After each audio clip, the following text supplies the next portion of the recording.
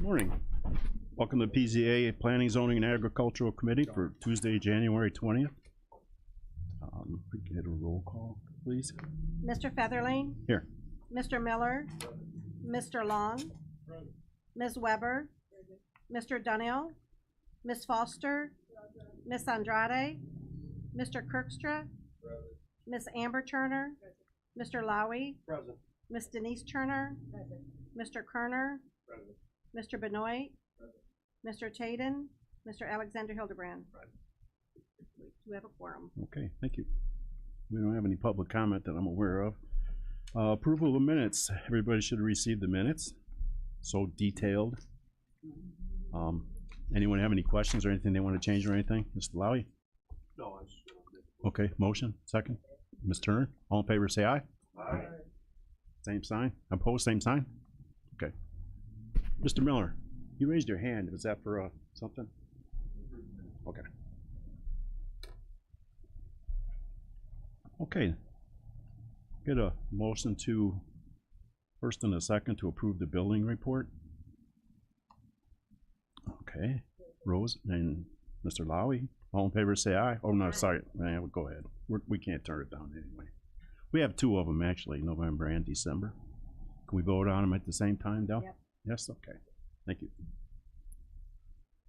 Anyone have any questions for Del? He's going to tell us the numbers. Is that?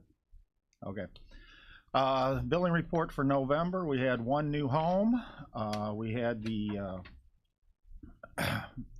substation out in Essex, total of 68 permits. Revenue generated was $193,290.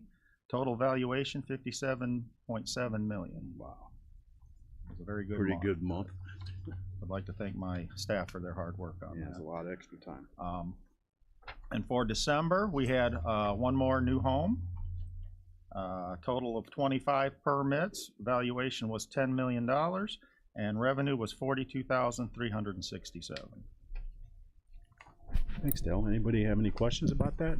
Numbers? Very nice, Del. Yeah, thank you. Everybody got the jobs done. That's nice.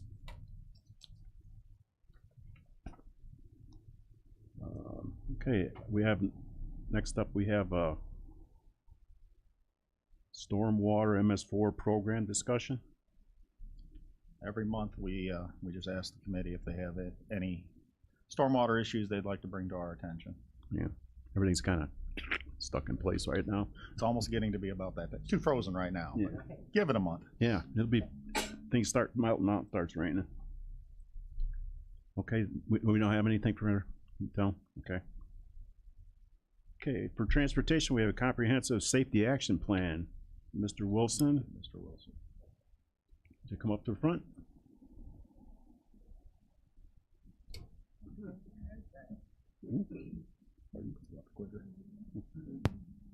Morning.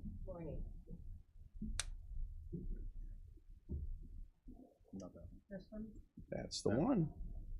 There it is. So Road to zero. I wanted to give a bit of an update. I know we talked about this a little bit previously when we adopted the resolution for Goal Zero. But we just recently had our second public workshop with Aurora and Associates. And these, we kind of pirated some slides out of their presentation, and I wanted to give them to this group. We've got some updated safety data information and more information about the categories we're working in. We did do, hey, look at that. So kind of an overview for the project. This comes out of IIJA, the bill in the creation of the federal Safe Streets for All program.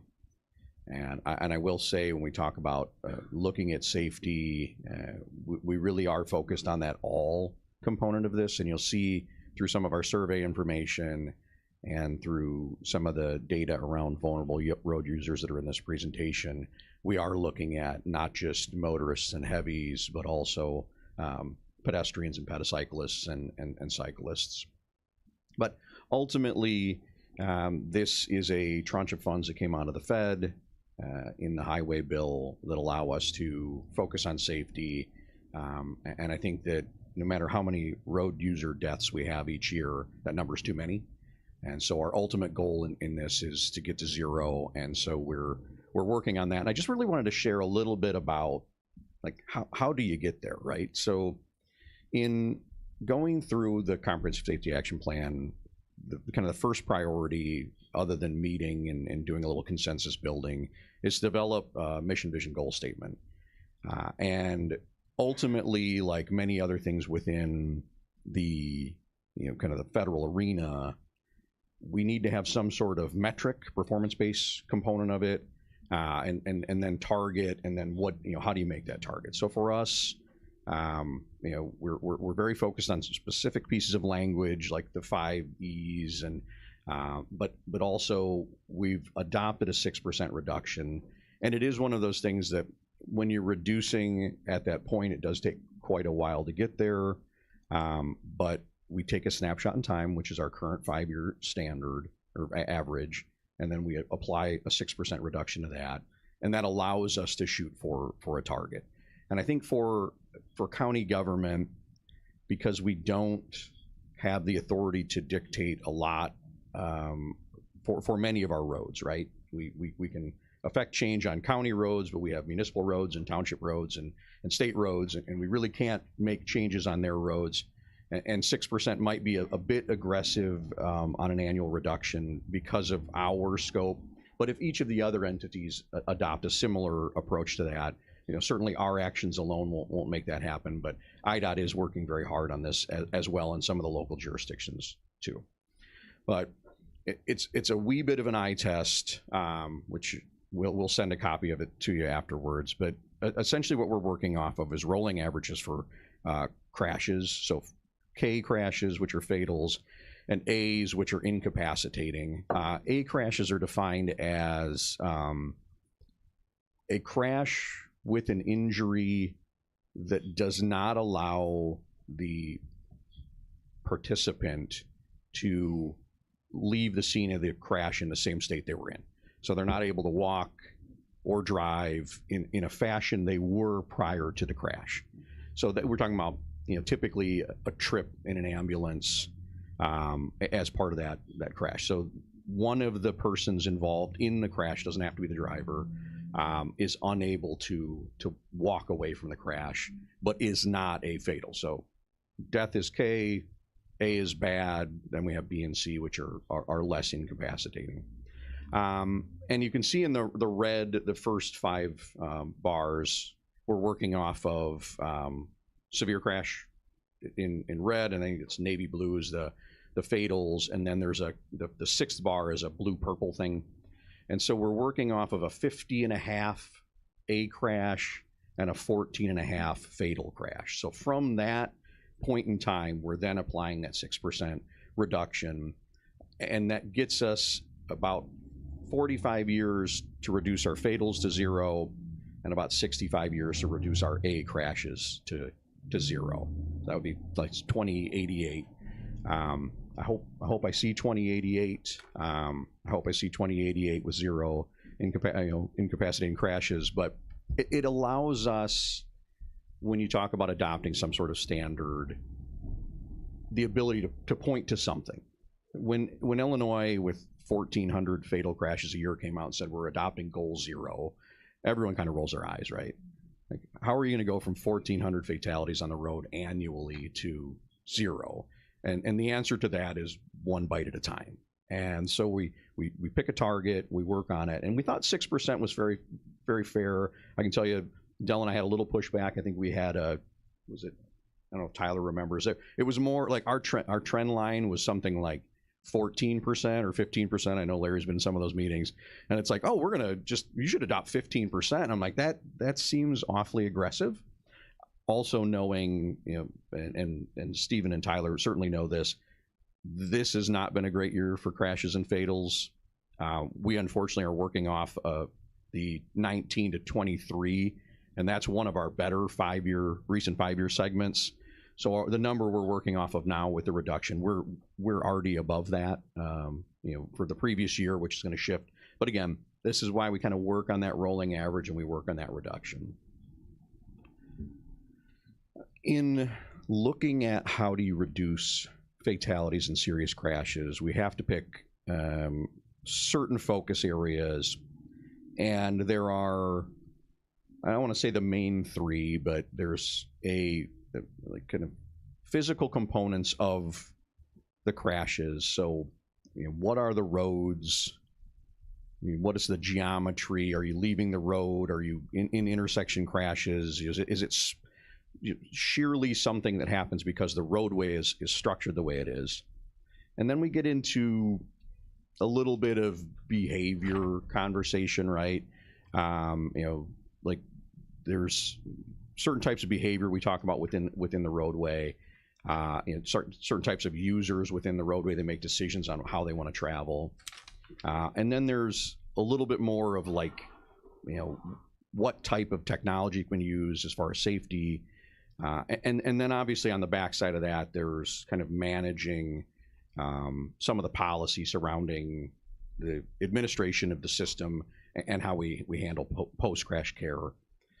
And I guess, and I know some of you have been part of this, I should say that when we develop a committee like our safety committee for the MPO and we start working this through, we try and include people from education and police and fire and engineering and really look at kind of the whole picture surrounding the roadways about what does that look like for how we're teaching people and how we're enforcing some of the laws, and then how we're building the roads to make them safer.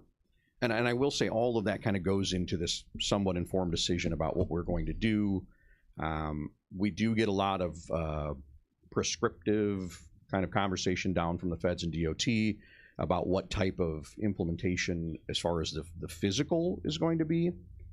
We might have talked about this a little bit at the last meeting, but what type of roadways are we using? I know some of the projects Greg's working on right now are improving shoulder and widening essentially, so you have a paved shoulder, so if you do end up in a situation where it feels tight with a heavy vehicle, you can kind of get over a little bit, where it's not a crazy bit of technology, but it certainly costs more money for us to build wider roadways, but that is a mechanism we can utilize. DOT's looking at different types of installations. I keep pointing to Illinois 17 at 57 with the diverging diamond, where you're going to be coming to a diamond-shaped intersection on each side of the interstate, and it's going to be a little interesting while we work through it, but I will tell you that once you've gone through it a few times, it's not terribly difficult, but things like that reduce conflict points by almost 40%, so it's safer for the pedestrians, it's safer for pedal cyclists, and it's safer generally for motorists. So we kind of like work on those focus areas of making sure the people are driving as well as they can, and that the roads we're building are as safe as they can possibly be, certainly within reason, because we can't build everything perfect. Part of this consensus building effort is not only about my opinion about what the road should be, or Aurora and Associates or DOT through our local roads team, but also we went out into the public and conducted a survey just to see kind of what areas, what people looked like, and then what are the safety priorities. I would say that some of these make perfect sense to me. 95% of people are driving. Certainly, over 55. younger drivers, are expressing safety concerns, and then biking still is not the most comfortable thing to do on some of our roadways. And so, it's an interesting thing. Slightly less than half people said they felt like the streets are safe, which we all drove here today likely. Did anybody feel unsafe? Probably not. But I think when you're talking about safety, sometimes it plants a little bit of a seed to people, and they say, oh yeah, it feels unsafe. On the average day, I wasn't afraid for my safety on driving in. You come up to a cross street, the person appears to stop. You look in their direction to make sure they're looking at you, that they're not going to proceed onto the road. But it is something to be cognizant about, and it is important for us to talk, certainly, to the public and see what their take is. Because again, when we're going through this process of of developing a plan like this. It cannot just be staff driven. And I do appreciate everybody who took time to respond to that. So as far as, you know, what concerns look like and what priorities look like, we've been saying this, kind of beating this drum quite a bit. Distracted is terrifying to me. The amount of users that aren't paying attention to what they're doing while they're on the road. And then they, on top of that, after they spend too many seconds waiting at the green ball after it changes because they've been playing on their phone, they immediately stomp on the gas pedal and then they speed to make up the difference in time. And it really is certainly something we need to be concerned about. And those are two very behavioral pieces, right? This is not something that us building a better road or wider lanes or better flashing lights, that can help a little bit. But really it's about education and making sure people understand how scary that is when all of the people around you aren't looking where they're going. And then as far as a priority is concerned, we're kind of getting on the more of the physical enforcement side, on improved road maintenance, better enforcement, and then safer, you know, walking areas for you know, the vulnerable class.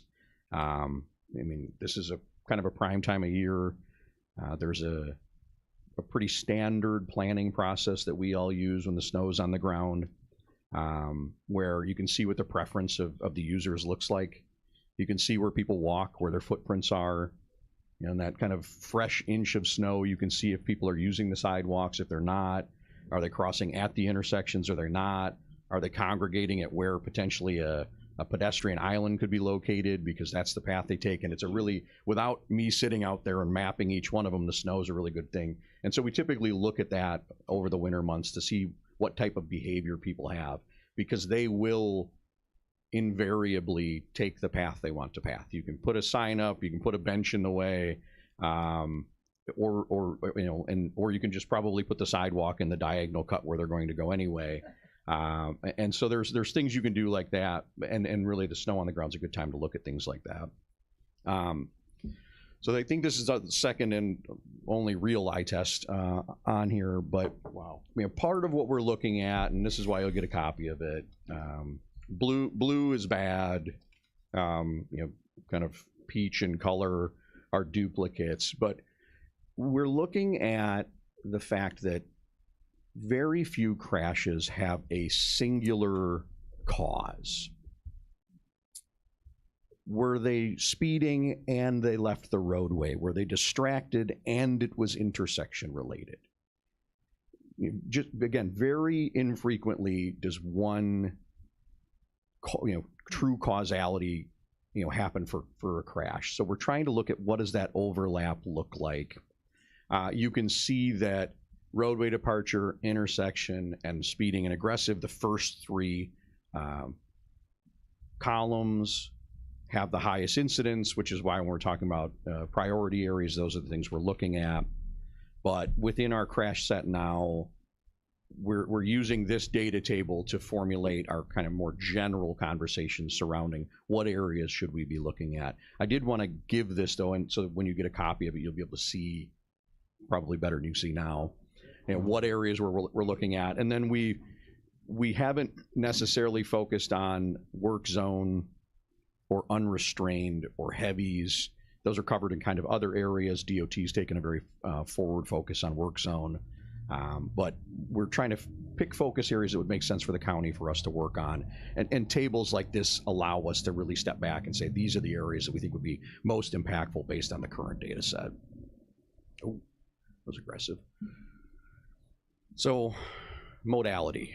And this is where you have a very staggering increase in likelihood of Ks or As. There is no necessarily silver bullet on vulnerable road users. I will say that the state of Illinois is now working in adjusting speeds generally as we look at it. We focused very heavily on the 85th percentile previously. We're now making some adjustments on what we look at for speed. And the reason I bring up speed is vehicles have more mass generally, and the center of mass is higher from the ground than it has been in previous years. And that impacts other users on the roadway. And so as part of this process, I'll give you hopefully a short story. They asked me in my interview what the magic bullet, if we had a wish or a genie or whatever, what could you do? And my response was that everyone be required to drive a Honda Accord. And Jared, the kid that was running the interview, kind of laughed, and I said, I feel like if everyone drove a small platform sedan, the energy involved in our crashes would decrease significantly. I'm not a math expert or a scientist or anything, but if you take just a off the line Ram pickup, Silverado F-150, and compare the energy created in a crash versus a Honda Accord, it's probably threefold. And there are so many vehicles, and then I say that, and then everybody says, but I want my child in the F-150. And so there's a little bit of balance there of, I think we all want our children to be safe and have the safest opportunity there, but we're also creating potentially war wagons on the road where, if you are in a crash, and this really speaks to if you're a pedestrian and the crash is above about 20 mile an hour, it's a coin flip. You get to 30, you might have a 1 in 20 chance of living. And so we want to focus on, when we talk about all users, and focus on that. But then there's also a bit of education and understanding that there are places where maybe you should be walking or shouldn't be walking. And so kind of working through that whole process. But it is a bit staggering that you're 8 times more likely to be involved in a fatal if you're a pedestrian versus a non-pedestrian, and because just pedestrians make up such a small percentage of who's on the road. So in going through VRUs, and this is, I guess, probably the more scary one for me, when you look at VRUs and you look at crashes, you look at age of crashes, we work in that 0 to 19 bucket. And we don't want to have, conversations about high levels of victims, but cyclists as an example, the only bucket in a general sense that's seeing those types of Ks and As, 45% of them are people under the age of 19 of all cyclists, fatal and severe injuries. And so there is a little bit, there's a bump. You get to 40, maybe you start worried about your waistline a little bit. And so from 40 to 60, people must be riding their bikes around a little bit. They become a little more at risk. But it is important as we talk about looking at motorists and road users. And I feel like in a general sense, you think 16 and above. And that's why the safe system approach and looking at VRUs has become the way we've looked at this, as a general approach.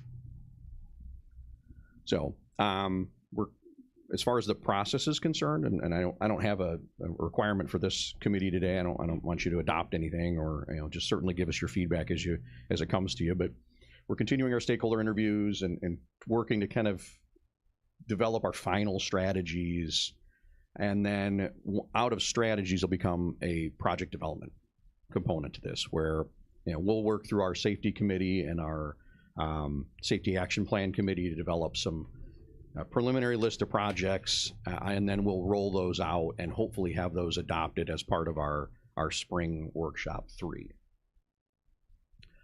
Spring workshop 3 is not yet scheduled, but we do have a pretty good group.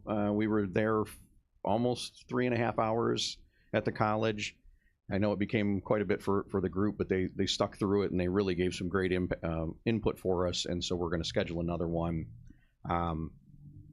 in the spring, try and have it at a transit serve location. We are trying to move it around maybe a little bit, but it's like one of those things, if you get too far out of the metro, sometimes the participation goes down. So we're maybe going to keep it in the metro area, but we will have a spring workshop to roll out the final stage of this for the plan. So I'm happy to take any questions on CSAP. Okay. Let's see. Mr. Kerner, we're not gonna vote on this, right? No. Mr. Kerner, go ahead. Sorry. One thing I see a problem with is when we, very early in your presentation, and one of the things that was up there was inspection. I imagine that means inspection of motor vehicles. You talking to your mic? Yeah, I can't hear what you're saying, sir. I imagine that There you go. concerns motor vehicles. And my issue with that is, of course, expense. And for most people, you know, if you have to have your vehicle inspected every year, I'm sure if there's a issue found with it, you're gonna have to have it repaired. And the cost of that is gonna be somewhat prohibitive, I see. I would say, you know, there's a great percentage of our population that live paycheck to paycheck. They gotta get to work. And, you know, I see that as a hurdle for families, young people especially, who are just struggling to keep their head above water. So that would be one issue. This, in your presentation, you said, or the slide said 94.5% of the population depend on their motor vehicle. Of the survey respondents. Okay, thank you. So you know, that's, and then on the other thing, you mentioned, you know, in the slides, distractions. From my own experience, it seems like the biggest issue with distractions is our phones. You know, I'm not, you know, it's something I'm sure everybody sees, but those are my concerns. So this is probably timely, and Mr. Benoit and I have had a conversation about this already. I want to kind of step back, and he's privy to this, but maybe I didn't share it with the whole group. As we're going through this effort, we're trying to identify strategies. Ultimately, anything we do as far as this planning exercise, we'll have to bring back to this body. If we want to spend funds or implement some new policy, that's your responsibility for us. And I appreciate you bringing that up, just so I can kind of talk about this in a more general sense. It's not our goal as we kick around these ideas in a public setting for consensus building to marry this body to any sort of change that would require something you're not comfortable with. So what might come out of this, you know, through the consensus building process, is we'll develop a list of possible implementation. As we go through to look to implement those, that's when we start bringing to you saying, hey, of these 4 ideas, which do you prefer? Which do you think is best for your constituents, for our residents? Because I agree, they're on the heavy vehicle side. I think inspection is very important. I don't know that anybody's implementing a individual. I mean, if you're in the non-entitlement area, what's the non-entitlement area? Non-attainment area, you have to get your emissions every 3 years. But that's currently the only individual inspection that Illinois is implementing, and it's just for the EPA non-attainment area. But I agree. I think that as we start talking about any of these types of activities, these will be for our group, you know, once we've kind of fleshed out what could be, to bring to the individual boards and say, hey, what projects would you like us to pursue? We're not trying to marry you to any ideas prior to you sitting down through your full committee, going through your board process, and giving us the answer you want us to, you know, move forward on that particular topic.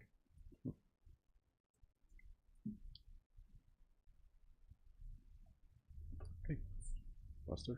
Ms. Foster? Thank you. Good morning, Ben.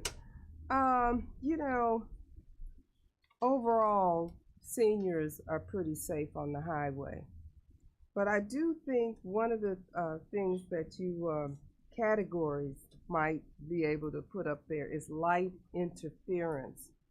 And by that I mean, with the newer cars, they have different lighting.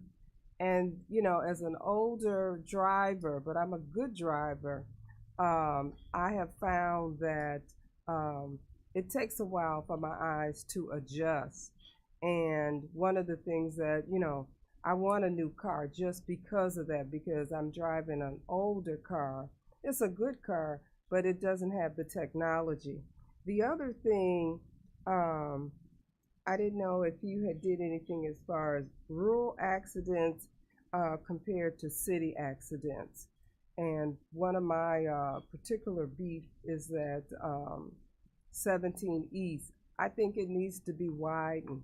You know, we need those shoulders as you talked about. So because we get all those semis going through Moments, and as opposed to 17 West, that highway is huge. You know, you don't have that problem with the shoulders. It's plenty shoulder room. And it's a longer route, you know, once you get out of Kankakee. But it's a good road, and I just feel like 17 East is always crowded. It gets crowded at 2 o'clock till like 7 o'clock. You know, it's a high traffic highway. I guess just to briefly touch on the lights, this has to do with height of light placement. I feel like there is probably a greater conversation that they need to have at the federal level with the automakers.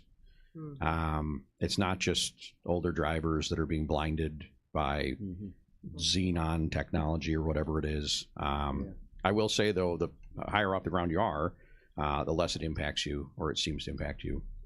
You know, as far as the data was concerned, we actively didn't split for this presentation. We do have, the way we're looking at data within the plan is we're looking at the metropolitan planning area, which is the core, and then kind of a surrounding area, and then we're looking at the county outside of that, and then we bring that back for a combined. So all I did when we were putting this together was took the slides for the entire county, but we are looking at the two separate data sets and having conversations about not only the types, but looking at a more systemic approach to that, where is there some system changes that could be made in the rural versus in the urban. I think 17 was one of the corridors we selected from a systemic standpoint, all the way from Moments, or maybe close to from Moments, maybe probably from Route 1, I guess, but yeah, trying to look at that to see what areas we should be looking at.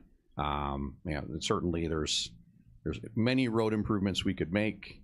It's a limited pool of funds, and I think that's where we, again, when developing these things and making the suggestion to D3, we need to really sit down and say, this is the area we'd like to focus, and that's what this exercise allows us to do. Right. As part of that area, I know when my kids first started to drive, and they would leave before me, and I was like, well, if I don't see them on the highway, they did good. But and then you got all those houses that have those mailboxes, and I do think that they should have maybe have their mail, because that's not rural anymore, I don't think, and that causes, you know, the slow up when you got the post office truck coming along, and it's just a lot of traffic on 17 East. I know that road, I could drive it blindfold. Not safe. What, being blindfold? That's not, I didn't see a column on the graph for that, driving blindfolded. Okay. Okay, Ben, you got some more to add to that? No more on that topic, sir. Okay. How about the IDOC public hearing announcement? So I did want to pass along information. I think it was in your packet. January 27th from 4 to 6 at the Riverside Medical Center, 375 North Wall Street. IDOT will be having a phase 1 public hearing for Route 113. It's about 2 miles from Edgewater to Indian Trail. It's a pavement resurfacing project, but they are looking at curb gutters, storm, and pedestrian improvements as part of the phase 1 scope. And I know that probably doesn't extend far enough. Mr. Long and I feel like we talked quite a bit about that road, but I did want to share, if you have any comments for DOT, you certainly can. There's information on this. You can just send comments, or you can attend the hearing. I feel like we're because of the way funding's been flowing, we've been having a lot of these hearings, which has been really good. But also sometimes I feel like they get buried, so I wanted to share this with the group so you knew what was going on 113. Okay, Ms. Weber? How did there be a conclusion that that little area needed all those things? So I don't know what it'll get as far as the project's concerned. In the phase one, we're looking at what the polygon would be required to install all of those. You know, what would land acquisition look like? What impediments to potential historical or archaeological components? For the edification of this group, one of the things IDOT's doing right now in the phase one activities is looking more at attempting to comply with the National Environmental Protection Act and looking at NEPA scoping ahead of time. Where before we get down the road on designing the road and then we find out there's some sort of burial site or a river crossing or the Indiana brown bat or whatever it is, we try and look at that on the front end. So in the phase one process, we'll be looking at that corridor to see how much space we need and whether that might impede some sort of cultural or historical asset, while still looking at the standard, what is the geometry, what's the grade look like, how much room do we have, what would land act be? But that allows us to kind of step back and see that entirety, and then based on safety input, as far as the data is concerned, speed data, current road conditions, access points, they might say, oh, this really needs pedestrians. I will say new pedestrian infrastructure is a very difficult thing to do as far as, is it needed? Because it's currently not there, and you say, well, we need it. And they say, well, who's using it? Well, nobody's using it because it's not there. So you're trying to judge. And so that's why they do, meetings like this to take info from the public. They look at what is around that area. Obviously, you have a school on that site or somebody who's walking, obviously, hospital adjacent. If you have a large number of walking users, maybe they make some improvements there. But it's very difficult to say we need a sidewalk because we don't have a sidewalk because you don't know who's using what. And that's why we try and ask through that process. Is the road flooded? That's my question, is who brought this up? So this is a I wouldn't say a standard mill and fill. This is a resurfacing project that IDOT's going to do based on the current condition. We manage our roads based on condition from a 0 to 10 scale. And that's slated to be improved, and as part of that improvement, they're looking at these potential additional improvements. So I don't believe it's standing full of water through that segment, but when you're doing improvements like this, you look at the storm components, especially if you're going to widen the road. Again, the work that Greg's undertaking now, where if you make more impervious surface, then you might have to offer more storm structure. If you add pedestrian access, that's more impervious surface. And they have to look at that whole picture when we're doing projects like this. Yeah. Okay. Mr. Long. Just for your information, from Edgewater to the West County line was redone over the summer. And this is kind of like a continuation from Edgewater into Indian Trail to finish that project. There's a lot of utilities along through there. Some of them that desperately need improvement, and I assume that's part of the conversation as well. And it's probably likely driven by the truck traffic that has increased through there. That in the 20 some odd years that I've been out there, it's probably 100, maybe 300% more than it used to be. So they're all trying to get to the intermodal. Yeah. Okay. Anybody else have anything? Cool. Good. Anything else, Ben? Next item. Okay. We put all three of mine in a I'm trying to row. save the So topic. no, not on Save this that. topic. Okay. All right. Okay. That public hearing announcement. We just did that. Okay. Hopkins Park Natural Gas. How's that coming out there? I wanted to give a grant update. We're still working with NICOR on getting access to natural gas for the residents of Hopkins Park and Pembroke Township. We've currently permitted 120 conversions with our grant. Right? It's fantastic to see. The grant does expire in November of this year. We probably have about 200 houses worth of funds we can use. We've spent almost exactly half of the money right now. We're going to do our another quarter of reporting now at the end of this month. But as of the 9th of January, when I got the numbers from downstairs, we've been coordinating with the building team, and they've been managing that project with Glady.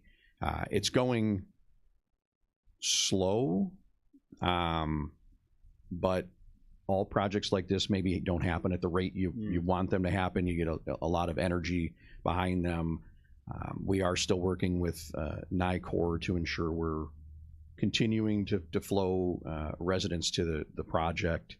There are certainly some stumbling blocks on some of that activity, but I think having the funds available, and I always say this a lot, big thanks to Senator Patrick Joyce for making the funds available. You try and postulate these projects and how we're going to do it, and everybody's a one-off because everyone's house is different. But really, the partnership with Glady, the building team on our down on the second floor has picked me up on trying to make sure that we're really staying on top of all of these things, because we got to send somebody out, we got to do a pressure test. It's not maybe as simple as some of the projects might be, but it's going well.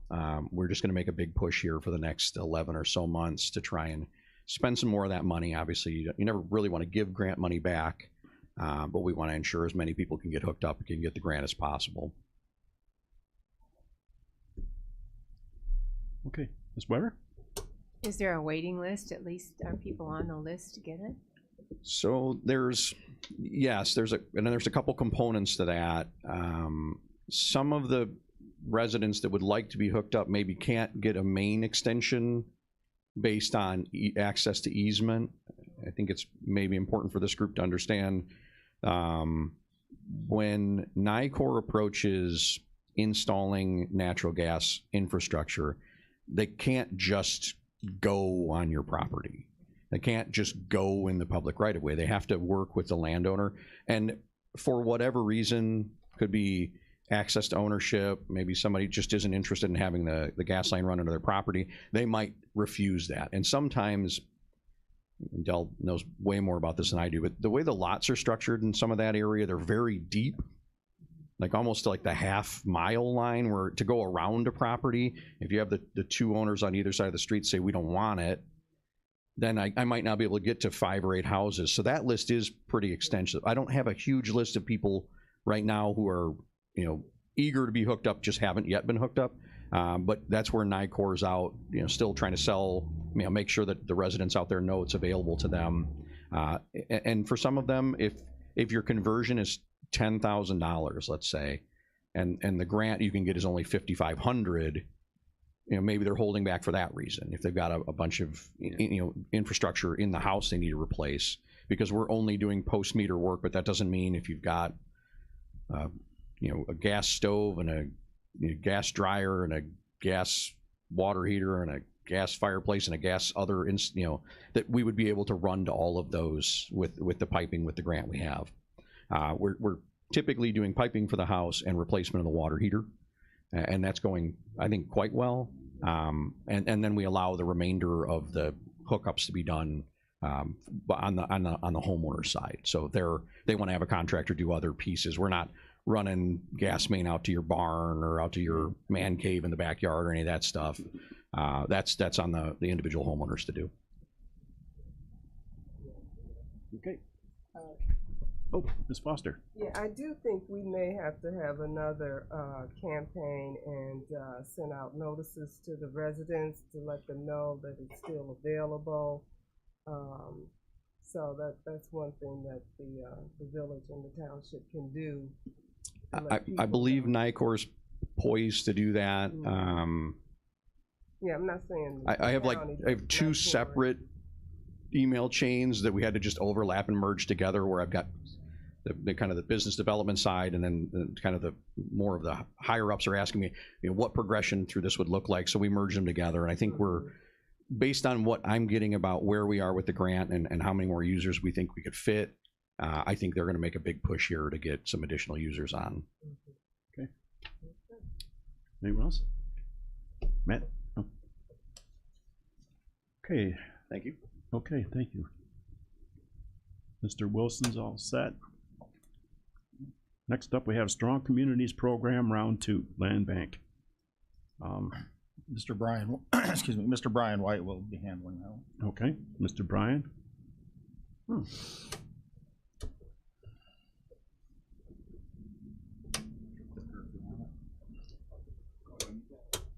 If you want to advance slide. Good morning, everybody. Can you hear me okay? Kind of. Yeah? Yeah. Okay. So I'm Brian White. I'm the acting interim director for the Kankakee County Land Bank. Pleasure to see you all. I've seen some of you at our meetings, so nice to see you. Thank you for being here, and I'm going to see some of you, I think, later today. So this is my first time doing this presentation, so bear with me. I'll see if I can make this work. I don't know how much this audience is aware of all the work of the land bank, so what I put in these slides was an attempt to provide some context. How does this work? Do I click this button? I think so. Okay. So in this request, you'll see we have a number of properties that we're asking for authorization from the county to spend down this SCP2 money. We have properties that we're getting or have acquired through the city of Kankakee as a direct transfer. And then we also pursue properties that are believed to be abandoned. So the way we do that is we identify properties that we believe are abandoned, which means that there's no one living in the property for 6 months who is a lawful occupant. It also means that properties have unpaid property taxes, and they typically have some kind of blighting condition, some physical deterioration that's easily observed from the street. In the cases of lien foreclosure, these are properties that are also considered to be abandoned, but they are potentially not delinquent on taxes, but they may be having an absentee owner who stopped paying the liens or is not paying their fines to the city, and the city has transferred liens to us, and we have then gone ahead and foreclosed on the liens in order to get repayment. And when the owners are non-responsive, then the foreclosure leads to us acquiring the property. So our methodology is trying to identify properties that are vacant, that are being abandoned functionally or legally, and then to move to acquire them with all sorts of due process and notice to owners and so forth. So this process is time consuming. There's a lot of due process that's involved. So if you're wondering about the pace of the land bank, what we're starting to see now is cases where we filed abandonment and lien foreclosure cases previously are starting to come through the courts. So we have our first potential judgment next week, where we hope to get a property acquired through foreclosure. That case was started back in probably August. It was filed in, I think, November. So once they are filed, they move pretty quickly, or they can move pretty quickly if the property is actually abandoned. Other cases, we will see owners step forward and say, hey, no, I'm here. And that's a success, because that means that the owner then has to take responsibility for the issues that are affecting the problem or the property. So in this request, in each of these slides, this is a request for us to get authorization to spend money. The grant is a reimbursement grant. So one of the challenges the land bank has faced is that it didn't always have the cash on hand to expend for services and then get reimbursed. So there's a little bit of a bottleneck. I think we've cleared up that bottleneck at this point. We are working to spend down $440,000 of the grant. We have a plan to pay it down or get it spent down by the end of the term, so we're avoiding any kind of recapture. We are also proposing to use some of these grant funds to do essential repairs. So some of the properties that we're acquiring are pretty substantially deteriorated. They've been sitting empty for a long period of time, sometimes years. So in most of the cases, the properties that we know we're acquiring, we're going to be replacing roofs, most likely, or repairing roofs. We're going to be doing some exterior repairs. Could be some things like replacing windows, replacing siding. We're not going to be doing a lot of interior repairs because we want the buyer of these properties to do the full interior repairs, but we are going to do the exterior repairs to stabilize the properties and make them look a little bit less gross for the neighbors, frankly. But a lot of it is because structurally, the more water that gets in, the more penetration you have in the roof, the more damage you have to the interior. So you basically lose the house if you don't fix the roof. Our anticipation is that all the funds that we're spending on these projects will be recovered from the grant and potentially from the sale of the properties. So our objective is to get the money spent from the grant so we can recoup it back to the land bank as a reimbursement and then use that for further activities. The last bullet point you see there is that because we are on a pretty tight timeline, We're in the process of lining up a bank line of credit. That is a line of credit that is secured against the proceeds of the land bank. So it doesn't obligate the city or the county to any additional debt. It's strictly against the assets that we will be acquiring. And then once we get the reimbursements, we can use that money to pay back the line. And then, of course, we'll be selling these properties. The properties that we've gotten so far are actually getting some decent broker price appraisals. So we think we're going to be able to generate some cash from those buildings when we sell them. And then obviously our objective is to get them rehabbed and back on the market for housing. In terms of other updates, you all have probably heard and are very familiar with the Jaffe building. So the Jaffe building is moving ahead. It's been finally cleaned out. It was quite an experience. I was sort of commenting to people, if you've seen the movie It's a Wonderful Life, and you know the scene where Mr. Gower's drugstore, where young George Bailey is in the drugstore, that's kind of what we discovered at Jaffe Drugs. It was a drugstore that had been there for a very long time, and it had basically stopped operating almost overnight. And so cleaning out the pharmaceuticals and chemicals and things that were in the basement was quite an experience. But all that work has been completed. We have a broker lined up. The property should be coming on the market, and with developers being invited to come in and submit proposals within the next couple of weeks. All of our properties are now on our website and our eProperty Plus public site, which I'll have a slide up here. We're working with realtors to market and sell all the properties in our inventory. And as I've noted, we have a plan to draw down the entire grant. So this is the eProperty Plus public site. I put this in here so that if you are talking to people from the community who are interested in any of these properties, this is where they would go to find the property information. Each of these slides, if you click on any of the property tiles, it will open up a page that provides information about the property, and there's also a button where you can apply and submit a proposal for how you would like to acquire and redevelop that property.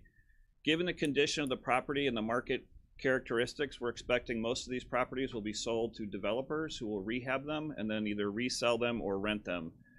We would like to see some of these properties go for home ownership. We don't know if, from a market standpoint, if that's going to be feasible given the cost of construction. We also know that at least a couple of the properties we've acquired are 2-unit buildings, and so those are most likely going to be investor-owned rentals, but we'll see how that shakes out. And then the next series of slides are just the actual property, so I can sort of skim through these. This is a property on Merchant Street. This is going to be a demolition.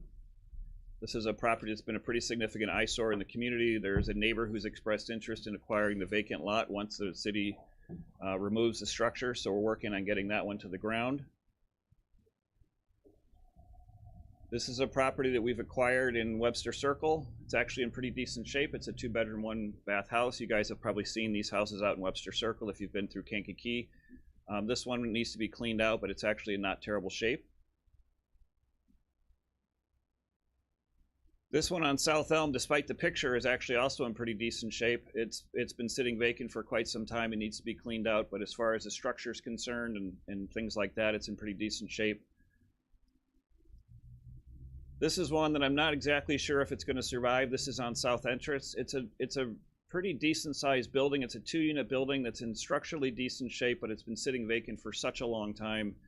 There's also some funkiness going on in the basement where we're just not exactly sure structurally what was done to keep the building supported, so we've got to get some further evaluation. But given the size, the location, the numbers of bedrooms and so forth, this is actually a very nice structure to try to save. So land banks around the country, this is the types of properties we deal with all the time.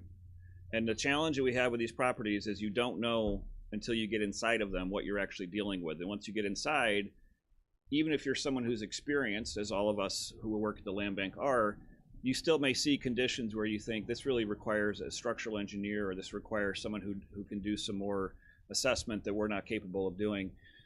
But the amazing thing about these types of structures is that older houses that were built in the 1920s, 1930s were built to last. They use old growth wood.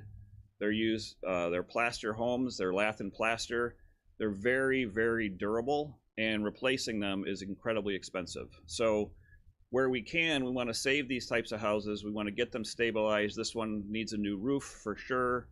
It's missing windows. It looked like, you know, for folks that remember Ernest T. Bass, y'all remember Ernest T. Bass? What did he like to do? break windows. So Ernest T. Bass came through town and had a good time with this house because most of the windows in the house have been broken with rocks or BBs or something. But the house itself is actually in pretty good shape, and it's 2 units. So there's a first floor and a second floor unit, and this one just needs to be cleaned up. And again, we put in a request for rehab. It's a little higher than the other ones because we don't exactly know what we're going to find when it gets to be the basement. This one on Hickory is also a pretty decent house. Again, it needs a roof. This one, the roof is all along the west side of the building. The roof is essentially open to the sky, so it's had a lot of water got into it. Some of the so the wood supports for the roof itself, some of those have rotted and need to be replaced. This is a more extensive repair.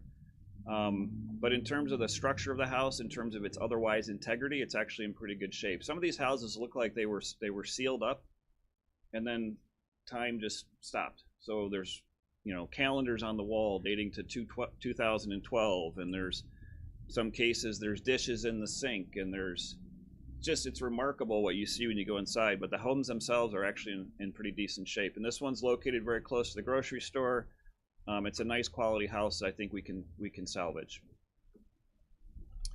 Properties that we've targeted for abandonment and lien foreclosure.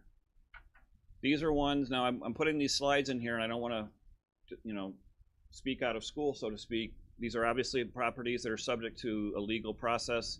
If the owners or parties of interest step forward to claim these properties, these will not be going into foreclosure or any further legal process. We will suspend our work. But what we're doing in each of these cases is we have to send inspectors to the properties to verify the homes are vacant. We check public records to see if anybody's pulled permits. We try to see if anybody's had contact with any of the owners, or if anybody knows the family that may have owned this house. So we go through a pretty extensive process to try to find somebody who is associated to this property before we go to the process of filing.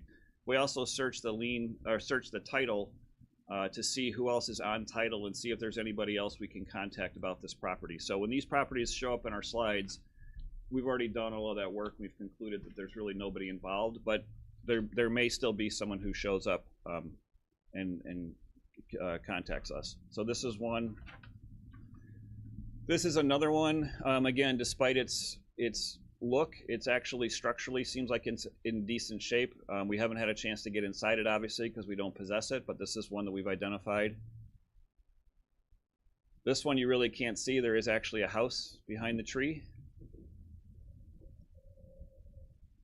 This one is the little house here on the right-hand or left-hand side of the picture.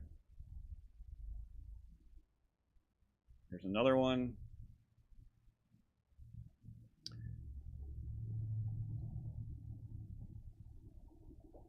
So some of these pictures were taken, whoops. This is an interesting one. This is actually a 2-unit building on Greenwood that has a single-family home on the back side of the parcel. So the other thing that we'll find in these cases is we'll find properties where we don't know exactly what happened with, at least I don't know at this moment what happened as far as how that property was put together with 2 structures that really seem like they should be independent structures, but they're on the same plat. That one creates problems for us because when we go to IDA for the funding, IDA is looking at 1 parcel identification number per grant allocation. Well, this is actually 3 units that we have to deal with. So as we go forward, we're also looking at these properties and we're trying to figure out from a market standpoint, from a grant standpoint, do we have enough money to spread across the project? Does the project present an opportunity to stabilize it and then sell it to someone else to complete the project? And so in this case, we have the opportunity to get our hands on 3 units as opposed to just these 2, but it is a little bit more complicated to deal with because of how it was put together. This is one that the city approached us about and asked us if we would be interested in trying to acquire it. As you can see from the picture, it has a sagging roof in the back. It recently suffered a garage fire. The city has had no success in contacting the owner, so we're moving ahead to try to grab the house before it gets further damaged. The house itself, except for obviously the roof in the back looks pretty bad, and the roof itself is probably shot. The house itself is actually in decent shape. I mean, structurally, it's a solid old house that could be salvaged. It's also important for us that we saw that property at the beginning, the merchant property that's going to be demolished. it's highly unlikely that any of these homes will ever be replaced with new construction in the city of Kankakee without significant subsidy. So preservation is always going to be our first choice if we can preserve the property.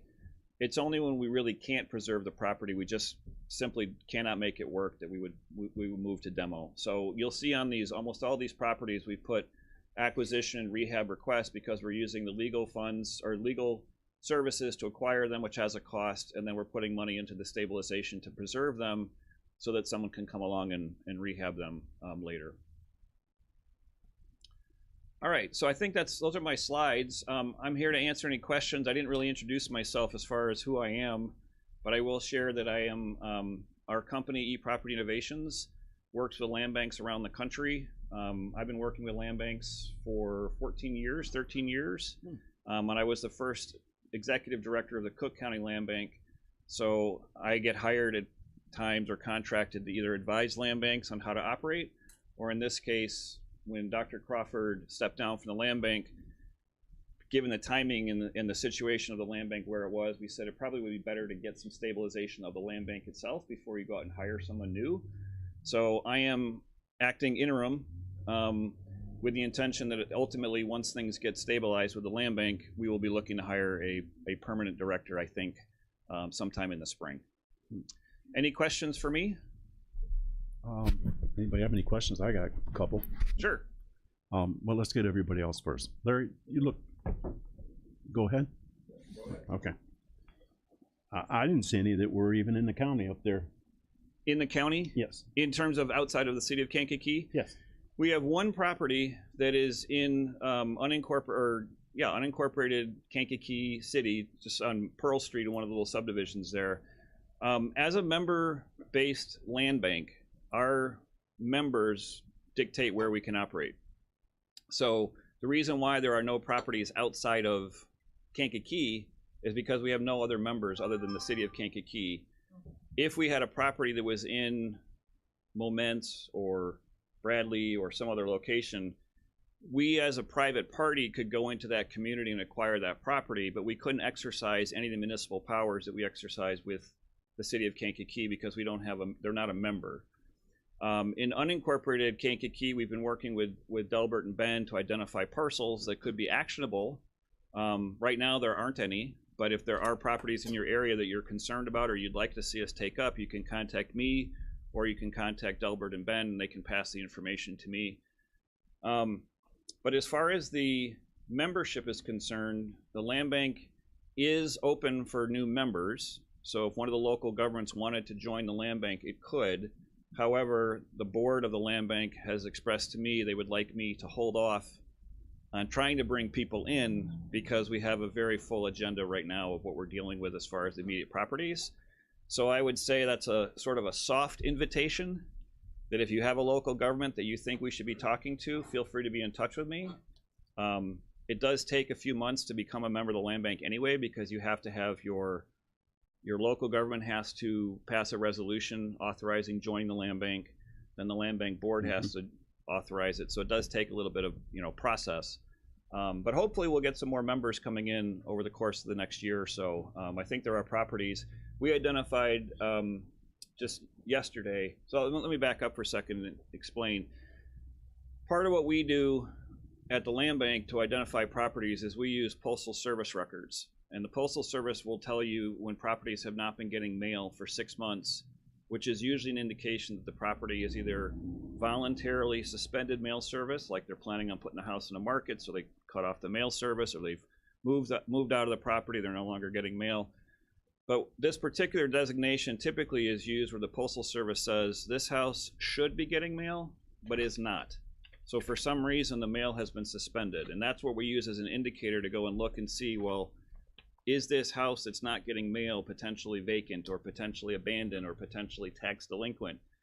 So we identified 129 properties that are residential single-family homes outside of Kankakee in the county within one of the other jurisdictions. Theoretically, those 129 could be properties we could work on if one of those communities was a member of the land bank. Okay. Does that make sense? Yeah, but about, I don't know, 2 years ago, Larry remembers, we were all asked to make a list. Yes. And we turned in some lists there were some areas in, I think by Moments, that Colton had turned in a list of like 26, or one of those guys that was over there with me at that time turned in 26 houses in their rural district that needed help. So I'm just concerned that the money's all going to the city and none of it's coming back to the county. So you're looking for money and I we're will, not. yes, to answer your question, so Delbert would know more than me about those properties as far as what was historically shared to the land bank, because that's before my time. Okay. I will tell you, as the person who's in charge of the land bank right now, I'd be more than happy to take a look at any properties in your communities that you are concerned about. And if they are properties we can act on legally, I'd be more than happy to come back to the next meeting and say, hey, we've shifted gears. We're putting a bunch more of effort into these other properties. Okay. We only can act on properties that we have legal authority to act on, which means we either have to have a member. So if the property is in Moments, for example, it would be helpful to have Moments join the land bank, because then we could go work in Moments. If the property is outside of Moments and it's in unincorporated Kankakee, we can work on those. We just need to know where they are. And what we...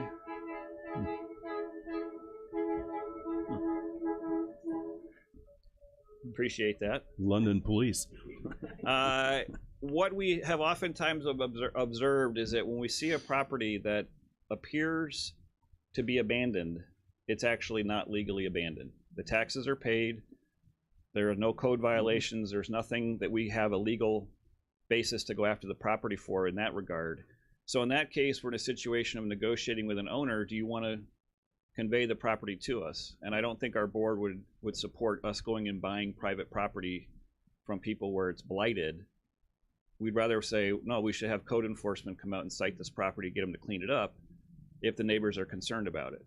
So it's a little bit of there's like a give and take that happens where if you tell us the property, we go look into it, we may come back and say, we don't have a leg to stand on this one unless you want to take the next step.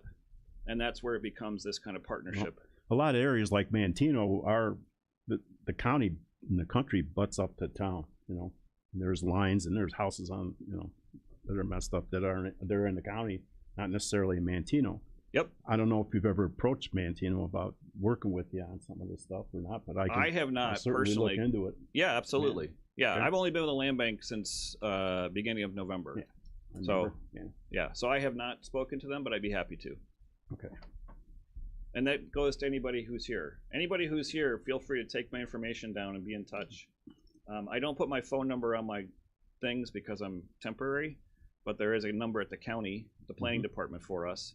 And my email, that goes directly to me. So if you shoot me a note, I'd be happy to follow up with any of you about any properties in your areas. So you're in a county email then? This is the land bank email. Land bank, okay. Yeah, it's director@krlba.org. Other questions? Anybody else have anything? No? Is there an ask today? Are you? The ask is the authorization of the funding that we put into the presentation. Yeah, so that's already money been appropriated though? It's the grant money. The grant It's money. the grant So money. It's sitting there ready to go. Okay, we don't have to come up with anything? Nope. Matt's not here, I don't wanna make any Nope. trouble. And any of the monies we get, again, this is reimbursement, so the money comes back. So if we're talking about the Manteno properties, and for example, the Manteno properties, we can't get to them in the next 2 or 3 months because of whatever. If and when we are successful, there will be money in the land Yeah, it bank rolls over. to continue doing this. So this is the beginning of hopefully a series of properties, and I would like to see us get into some of those areas as a land bank. I think it'd be helpful for everybody. Okay, Okay? okay, thank you. So we need a vote. Yeah. Mr. Leary. The question that I have, and it's the same question that I had with with Dr. Crawford when he was in charge, and that is, it seemed to me like there's an emphasis on investors to get into these homes, and not necessarily, we have residents that are looking for home ownership. Yep. And this is a good opportunity for the land bank to assist them, and not just the land bank, but they would have more resources for some of these people to get into these homes. And initially, they're on the tax base. Yep. They're part of the community. They have an investment. They have a personal investment in the community. And I was under the concept when this was started that that's what this was supposed to be about. Yeah. Even if it's a 2 flat or a 3 flat or whatever, it's for the individual, the resident in the community, to be able to be part of the community. Yep. And but I still hear a lot of investors coming in to do this, to do that, and then sell it. Yeah. When we could offer opportunities to our residents that we have already. Yeah, so let me respond to that. So my sympathies are with you, and I think the land bank's sympathies are with you in the sense that we would like to see homeownership be the ultimate goal. Mm-hmm. So the challenge that we have, there's a couple of challenges I've identified that we have, at least in the short term. Mm-hmm. Number one, these properties require a significant to massive amount of rehab, and most home buyers are not ready to do that work themselves. Mm-hmm. There are programs that allow people to buy properties as homeowners with a construction rehab where they plan to live in it. Mm-hmm. Right now, Kankakee County doesn't have any lenders or essentially third-party contractors that guide owners to do that, which is a requirement of those funding mechanisms. So if you wanted to buy the property as a homeowner and say, I want to buy Entrance and live in it, you would have an almost impossible time getting any financing for that property. So you end up in a situation where by default, investors are who can buy the property because there's not financing. So what we're talking about is selling the property to somebody who can rehab it, and then asking that person, will you now market it and sell it to somebody else, meaning the homeowner? Question then is going to come up is if the investor, for example, looks at Entrance and says, I'm going to spend $200,000 to rehab this property or whatever it is. If you are an investor, you can capitalize that rehab cost over the course of your rents because you're going to own it as a renter and you can make those numbers work. If you try to turn around and sell that property and get a mortgage on it and the property values are $160,000 or $170,000 and yours is $200,000, you don't line up with the market. And so it becomes really difficult to get the lender to underwrite the loan because your comps don't make sense given what you're spending on that property and so forth. So a lot of what we're trying to do is kind of thread the needle and say, like Webster Circle East or 360 South Elm, those should be good candidates for homeownership given how they're structured and given the cost of rehab. So those are ones where the board could decide, yeah, we really want to make this homeownership, and then it becomes a question of can we find someone who's willing to purchase it for rehab and resell, which we think we can. And then in the case of other properties like Entrance, it just might not make sense from a numbers standpoint unless we can come up with some other way of supporting it. Now, there are grants through the state for first-time home buyers. There's financing programs. A lot of that infrastructure just isn't in place in Kankakee County today. Could it be? Yes. Is it? No. I'm just being candid with you. So I understand. So what I'm trying to do in my role is to work with the board to bring some of these practices from outside of Kankakee and say these are things that are done in other places. Can we try these things here? You as the board members can certainly say we would like you. Like we're not asking you, would you consider it? We're telling you as a condition of continuing to support the land bank, we want that to happen. That's totally fine, and that's totally something that happens in other parts of the country. The intergovernmental agreement that was executed between the county and the city to form the land bank, to my knowledge, does not specify homeownership as a priority. Right. So that's a place where you'd go back to the MOU or the intergovernmental agreement and say, we'd like to add this in.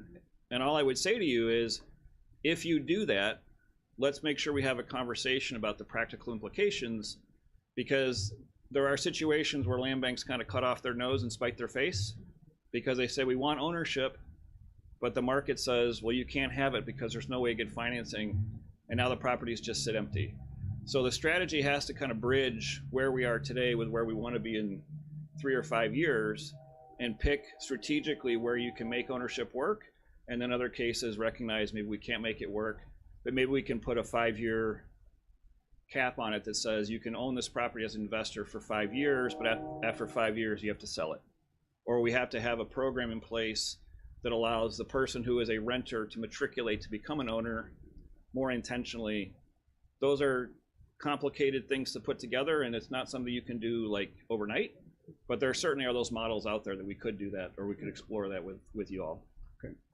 That's something we can work on, Larry. Any other We need to work questions? on it. Yes, ma'am. Yeah.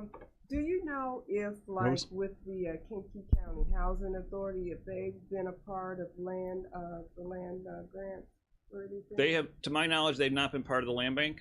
They own property. Yeah. If they wanted to acquire some of these properties, they could. I mean, there's no restrictions on that, but there's no Okay. formal partnership with them in place that I'm aware of. Because I think the whole ideal of the land bank was to rehab these houses, get them back on the market, so there wouldn't be a blight in the communities, and families could buy it, or hopefully a reasonable price, but everything is high, so. Yeah. But just to rehab them and get them back on the rolls, and the county will get money, and Right. the neighborhoods will be beautified. Yeah, I will. Again. I can I mention just one. I know Sure, you're go short of ahead. time. I just want to mention one other thing that you made me think of that I didn't mention, which is Mm-hmm. if we take a property like 762 Webster Circle, and we figure we're going to put, let's say we put $35,000 into doing rehab on that property, put a new roof on it. There's some stuff going on in the basement. There's some stuff we need to clean out or whatever. Now we're able to sell that property to somebody who could potentially rehab it and put it back on the market for ownership more affordably, because we've bridged part of the construction cost. The question then comes, well, how do we get our money back? If we spend 35 into that property, do we want to get our 35 back by forcing the buyer to pay us back? Or do we put that as some kind of a forgivable grant or lien on the property that says to the buyer, you can buy the property for whatever $40,000. You're going to put another $30,000, $40,000 in rehab into it. So you're into it for 80, which means you can now sell it for 100, 110. That doesn't get our money back, Right. but it does get you the goal of someone can afford to buy that home as an ownership property. Yeah, you can pay taxes too. So these are policy questions that have to be sorted through. So the way I approach it is, there's the numbers basis, which tells us what we think we can do, and then there's what do we want to do and how do we make that work. And my job, I feel like, is to articulate for you or the board or anyone else, this is what I think is possible. Here's option A, option B, option C. What do you want to do? And then if you say, I want to do option C, I'm going to say, great, this is what the implications of that are. So we need to adjust our expectations in some other way, shape, or form.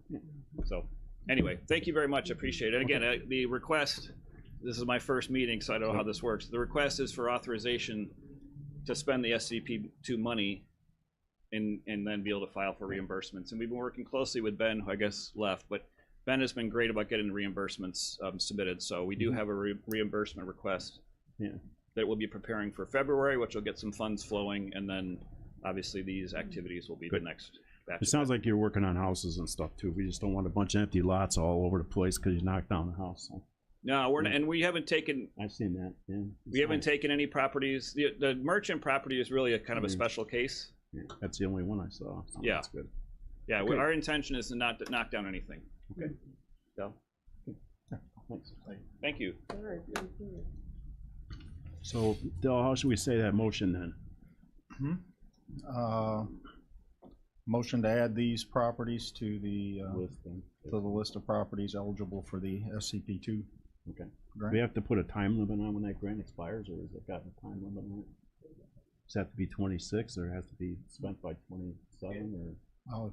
When the grant expires, if we haven't expended the money, we lose the money. So So when is that?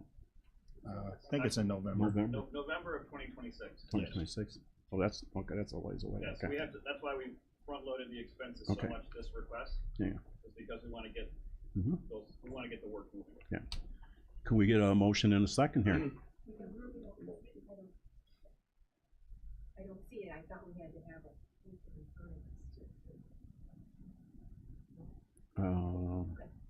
You mean like a resolution type thing? On the agenda, it doesn't say, approve a motion, it just says. Yeah. So the motion should Strong community program round two. Round two, it's on the agenda. Yeah, it's on the agenda. Yeah, we don't have any paperwork for anything, no.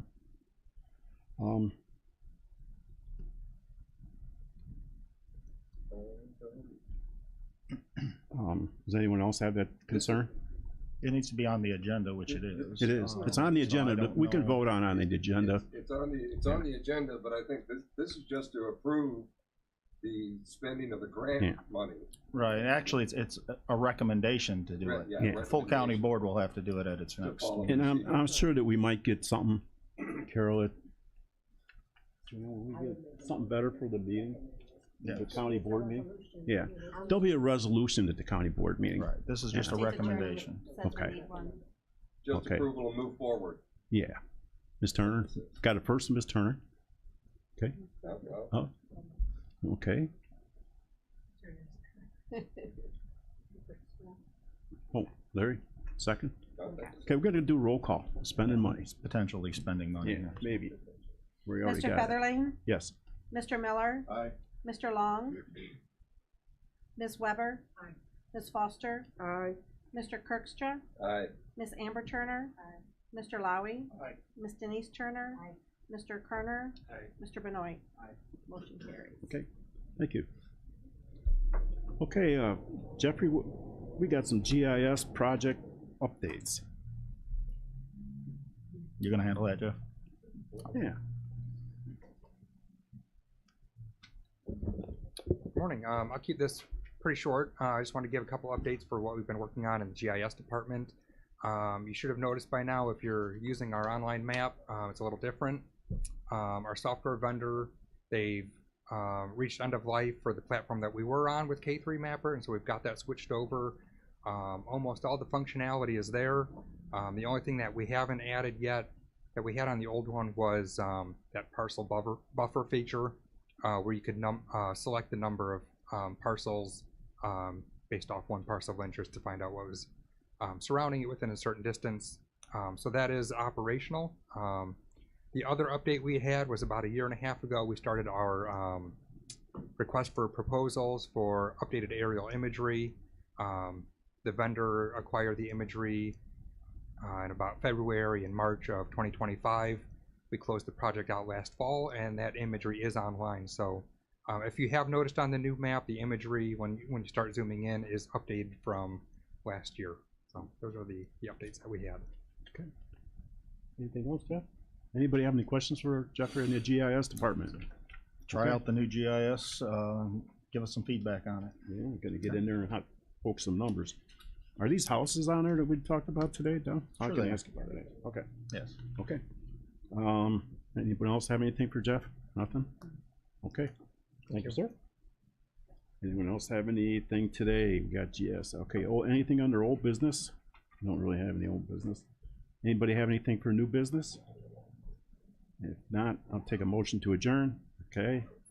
Denise Turner. Uncle Larry. All in favor say aye. Aye. Opposed, same sign.